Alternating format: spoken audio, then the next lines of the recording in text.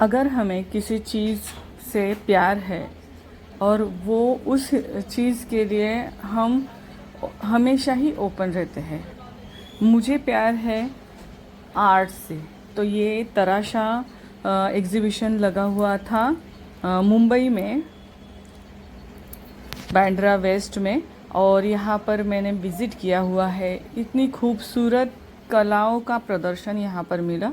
ये एक जो क्राफ्ट है, इसमें पूरी भारत देश में से 18 आर्टिस्ट के आर्ट को रिप्रेजेंट किया गया था, और ये टाइटन कंपनी ने इसे स्पॉन्सर किया हुआ है।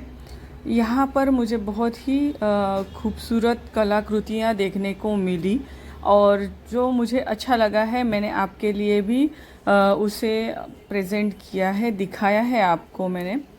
बहुत यूनिक प्रोडक्ट यहाँ पर मुझे देखने को मिले। अभी ये पीतल और कांस में हैं। कुछ प्रोडक्ट ऐसे थे जो स्टोन के पत्थरों से इतनी बारीक पतली लेयर के ग्लास प्लेट्स अब बनाए हुए थे। यहाँ पर स्कूल के बच्चों को उनकी टीचर्स लेके आई थी और आर्ट के बारे में उन्हें जानकारी दे रही थी। अभी ये जो मंकी वगैरह देख रहे हो, ये सब हॉर्न्स रहते हैं, यानी सींग रहता है, तो उससे बनाया हुआ रहता है। ये गोंद आर्ट है। गोंद आर्ट में भी अलग अलग डॉट वाले आर्ट अलग है। बहुत सारी चीज़ें हमें देखने को मिल रही है, और छोटा ही एग्ज़िबिशन था, लेकिन बहुत मज़ा आया मुझे, कुछ अलग हटके।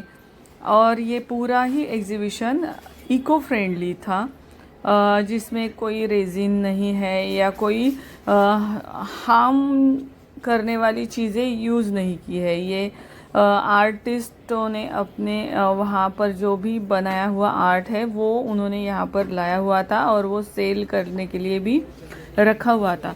इस एग्ज़िबिशन में थोड़े ये जो आर्टिफैक्ट्स है बनाए हुए, थोड़े कॉस्टली है, लेकिन कॉस्टली भी रहेंगे तो उन्होंने ये पूरे हैंडमेड है, कुछ मशीन मेड नहीं है, और उसमें उतना टाइम जाता है, तो उसकी वजह से इस ये थोड़े से कॉस्टली रहते हैं।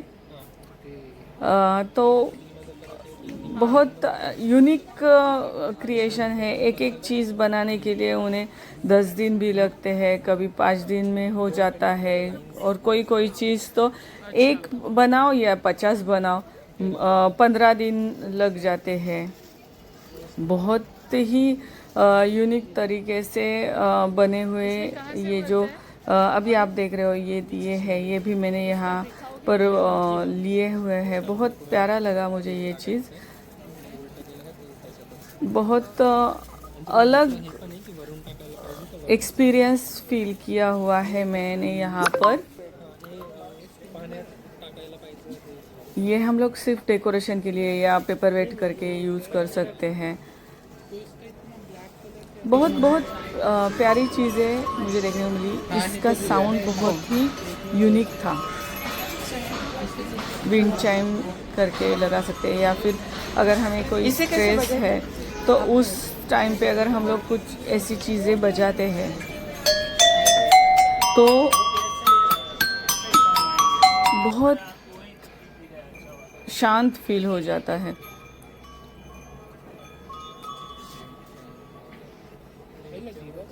ये जो मैं बर्तन बोल रही थी, देखो ये है, ये बंगाल में पूजा जो होती है तो उस वक्त इसमें ही खाना यानी भगवान को भोग लगाते हैं, या अगर किसी ने उपवास किया है तो वो उपवास तोड़ने के लिए इन्हीं बर्तनों में खाना खाना पड़ता है।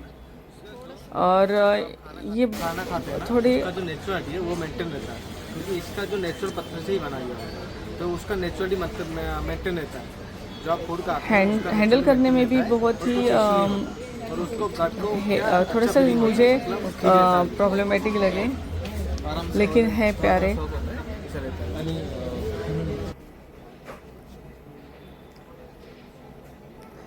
इतनी खूबसूरती से ये सब चीज़ें बनाई हुई है।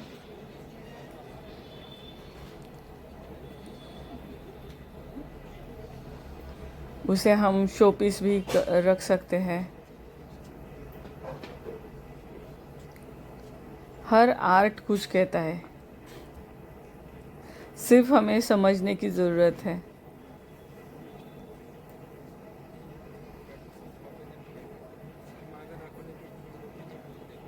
बहुत से लोगों को आर्ट की चीज़ें अच्छी लगती है, लेकिन उसकी प्राइस पूछने पर बहुत महंगा है करके निकल जाते हैं। लेकिन हमें भी सोचना चाहिए कि जो आर्टिस्ट है वो जब काम करता है, उसके ऊपर उसका जो टाइम वो देता है, उसमें जो फिनिशिंग वो देता है, उस हिसाब से उसके रेट लगाता है।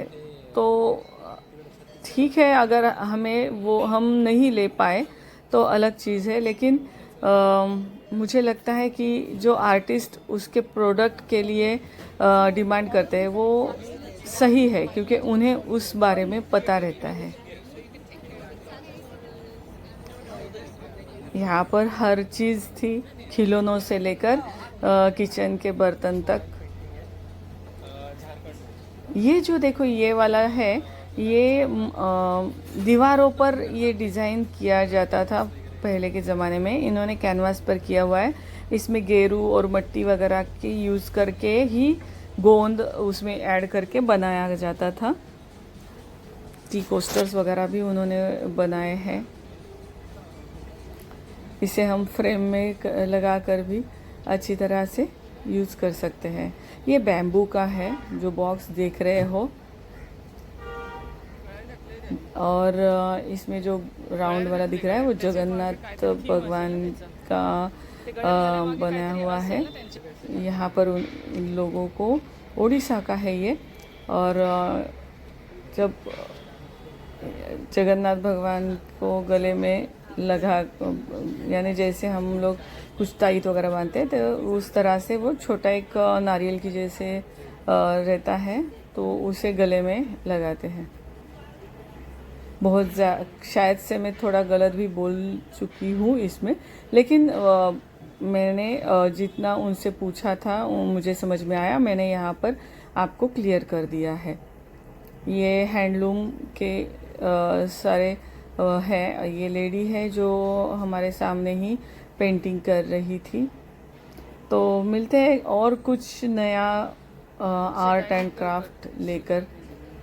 फिर से किसी एग्जीबिशन में जाऊं तो आपके लिए ज़रूर रिकॉर्ड करूंगी, और आप भी मुझसे कनेक्ट करके रहिएगा। आपको मेरी वीडियो अच्छी लगती है तो कमेंट कीजिए, लाइक कीजिए। Bye bye.